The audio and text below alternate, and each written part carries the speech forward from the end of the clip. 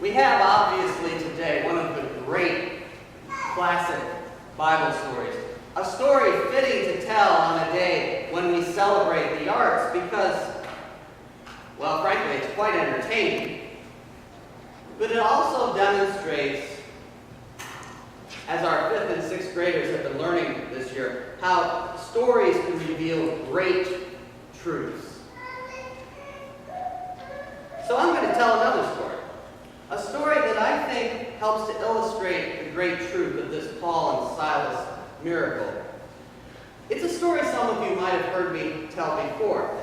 It's a story by Jean Shepherd. Now, Jean Shepherd was the predecessor in many ways of Garrison Keillor, and he's that guy who did that wonderful movie, The Christmas Story.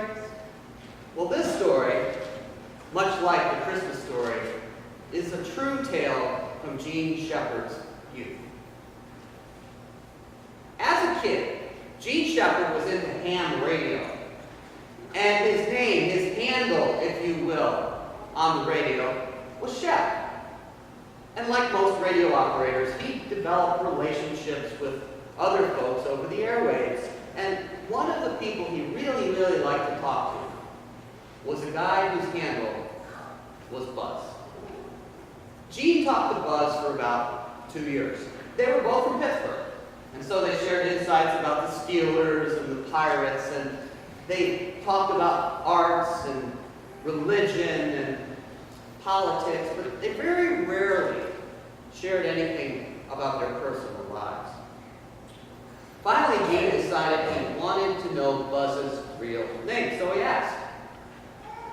William Arthur Emery, came the reply.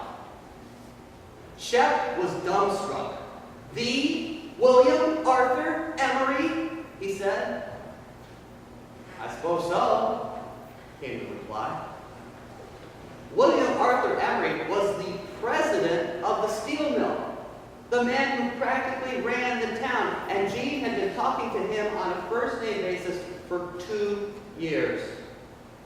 Well, Shep starts stuttering and stammering, but William Arthur quickly made it apparent he wanted things to stay on the Shep-Buzz basis.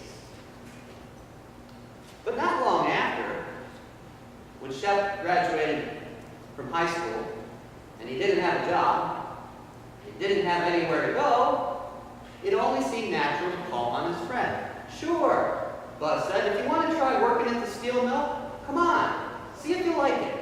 I'll make all the arrangements. You just show up with the 6 a.m. shift at the main gate on Monday morning. So Monday morning, Shep gets up at 4:30 a.m., earlier than he's ever gotten up in his life. His mom's already up. She's making him breakfast and packing him the biggest lunch you can imagine, and she put it all in one of those aluminum pails that all the steel workers carry. Shep ate breakfast and headed for the bus. He could not believe how cold it was. And he couldn't believe who he was riding with. Men. Big men. Men of muscle. Men who tear out their sleeves from their t-shirts and jostle each other around and talk about women and laugh loud.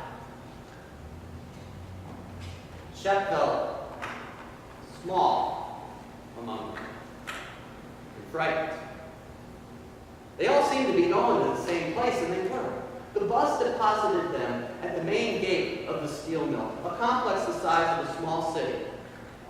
And Shep watched them all wander off into the thick fog with no idea where to go. But there was a guard at the main gate. So he walked over and he cleared his throat and he said, Mr. William Arthur Emery gave me a job. The guard snickered and said, Sure, kid. You go to Highway, 4th and D. So Shep heads into the steel mill, but of course he doesn't know where 4th and D would be. And after about 15 minutes of walking around, he screws up the courage to come back outside and ask how to get there. Well, just get on the trolley, came the reply. There it goes now. It goes down 6th. You take the trolley down 6th, you get off on D, and you walk left until you hit 4th. So Shep chases down the trolley, and he pushes his way on with a another bunch of muscle men. And he makes it to hire. Now, well, actually, no, he doesn't make it to hire. The fog is so thick, though, he can't see the street signs. So they're riding along, and finally he says, "Hey, does anybody know where D is?" "6 blocks back, sonny," comes the reply. "Sorry, kid, gotta walk." So Shep jumps off the trolley and practically runs back up the street. He figures the people at hiring are going to be angry because he's so late. But when he gets there, they act like they don't even know who he is. Still, they push a whole bunch of paperwork at him, have him fill it out, and ask Shep for things that he never dreamed they would be. Shep, anxious to start feeling useful, says, "So, where do I work?" "Nowhere yet," comes the reply. "You got to go to safety, 8th and K. Get on the trolley, get off at K." So Shep makes it to K, where he's stuck shuffling his feet in an office for what seems like in half an hour because it's coffee break. The folks see him there, but nobody wants to look at him because they're drinking their coffee. Finally, someone comes over to him and hands a 4-page set of regulations to him. "You look at this and memorize it," the guy says. "You got to take a test and pass it on this information before you can leave here." A test? Shep thought high school was over. But Shep passes the test, first try. And then he says, "Now do I work?" "You kidding?" comes the reply. "You got to go to materials, 3rd and F." And the guy hands him a slip of paper. He says, "You take this with you, and you hand this to the guy at materials, and don't you lose it. If you lose this, you got to come back here and beg me for another." Well, on the way to 3rd and F, Shep starts feeling hungry. It's lunchtime now. And he thinks, well, maybe he should just get off the trolley and sit on the curb and eat his lunch. But that looks so stupid. So he pushes on to materials where, guess what? Everybody's eating lunch. So he sits on the floor and he eats his too. Finally, a guy from materials wanders over and he takes his piece of paper and he issues him a hard hat and some steel-toed shoes. And then he says, "These are signed out in your name. If you lose these, you pay for the new ones. And don't you ever come back in this steel mill unless you're wearing it. Now, you get yourself a finance, 2 and J, and you have your Social Security card ready." But when Shep steps out on the concrete, he realizes he doesn't know where the trolley is anymore. He starts walking around, but then he realizes he can't even get back to materials anymore, or the main gate. His skin was clammy with sweat. He was so tired from being so tense and nervous for so long. His hands were shaking, and a little voice in his head said, "Just go home, just go home." But he realized he didn't know the way. But then he sees a phone booth. Kids, a phone booth's a little building with a phone in it.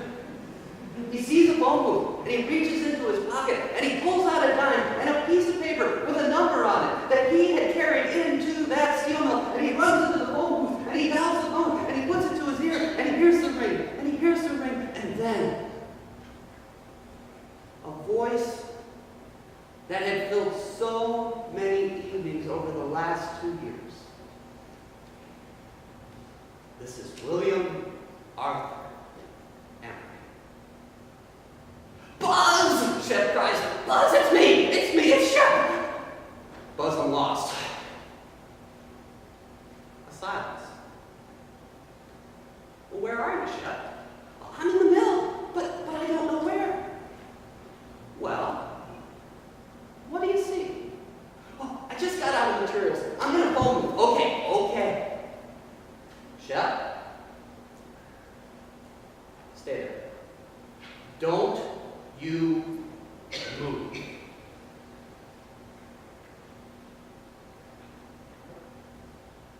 5 minutes later, a tall man in a 3-piece suit opens the door of the phone booth. Hello, Shep. I'm Buzz.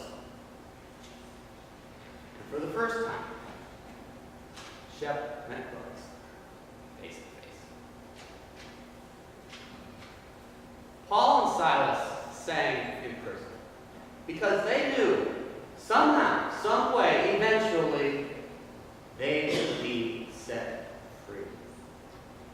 They knew the secret of the kingdom of God. For to live life in the kingdom of God is to operate on a first-name basis with the one in charge. Day after day, year after year, we operate with this absurd practice. This practice of speaking with the Creator as if the Creator could know our name. Day after day, year after year, we engage in the absurd notion that the Master of all things could care about us. We do this because Jesus has assured us that God is concerned with every individual, that God cares about our problems, just as God cares for the troubles of every sparrow. God knows each of us by name. To live in the kingdom is to know this truth, that we are on a first-name basis with the one in charge,